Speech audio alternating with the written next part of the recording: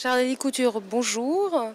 Vous êtes à la fois chanteur, musicien, peintre, photographe. Je voulais savoir comment vous vous situez par rapport au sonore et au visuel. Est-ce que vous êtes dans un entre-deux? Vous cherchez l'art total? Quel est votre rapport dans cette relation entre le sonore et le visuel? Depuis 30 ans, je m'efforce de faire passer l'idée du multisme, c'est-à-dire que quand je m'exprime avec des mots, avec de la musique ou avec des images, en fait, je ne fais pas exactement la même chose. Et c'est pas la technique qui intervient sur ce que j'ai à dire, mais c'est ce que j'ai à dire qui trouve le moyen de s'exprimer d'une manière ou d'une autre. Donc le résultat est que ce que je fais en peinture n'a pas grand-chose à voir avec ce que je fais, ou plutôt c'est dans les fondements de l'inspiration que ça se passe. D'accord. Et cet acte créatif, puisque dans les deux cas, il s'agit d'un acte créatif, quand on peint ou quand on photographie ou quand on compose de la musique, donc vous trouvez qu'il y a une différence dans les états de faire? Les choses que je traite en peinture sont liées à la relation entre le construit et l'inconstruit. Je cherche des passerelles entre le cerveau droit et le cerveau gauche et réciproquement. Dans le terme de la musique, les choses que j'évoque sont plus humanistes. Les histoires que je raconte sont plus des histoires de gens. En fait, j'aime le rapport qui existe entre le rêve et la réalité. Je l'évoque en chanson, mais je ne le traite pas de la même manière. L'acte créatif, c'est-à-dire l'instant d'inspiration, c'est vraiment un bruissement, c'est presque rien.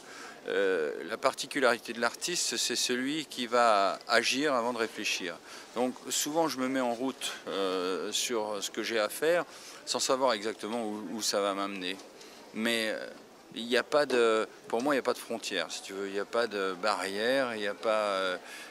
Et maintenant que j'ai 30 ans d'expérience dans un domaine ou dans un autre, les choses qui me viennent ont leur propre esthétique et leur propre cadence, rythme, ci et ça. Ce que New York m'a donné, en fait, c'est une sorte d'autorité sur moi. C'est-à-dire, au lieu de chercher à faire ce que, entre guillemets, ce qui va plaire ou ce que les autres pourraient attendre de moi, etc.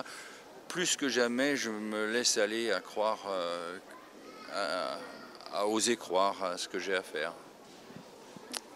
Et donc dans votre rapport à la ville, vous explorez le geste. Pourriez-vous nous en dire plus? J'explore pas le geste en tant que tel. Ce qui m'intéresse, c'est la gestuelle des signes, en fait, et d'une façon générale, l'écriture urbaine. C'est-à-dire que si l'homme disparaissait aujourd'hui, ce qui resterait comme une évidence de sa peinture, enfin de ce qu'il a été, c'est les signes qui sont écrits au sol dans les villes.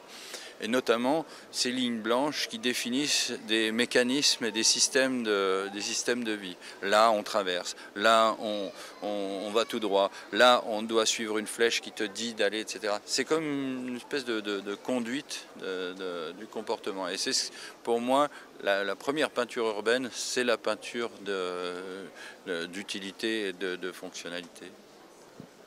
Et parmi vos influences dans le domaine de l'art plastique, Rauschenberg en était une ou il y en a peut-être d'autres? Quelles étaient vos principales influences? D'une façon générale, chaque homme se construit à partir d'un certain nombre de références.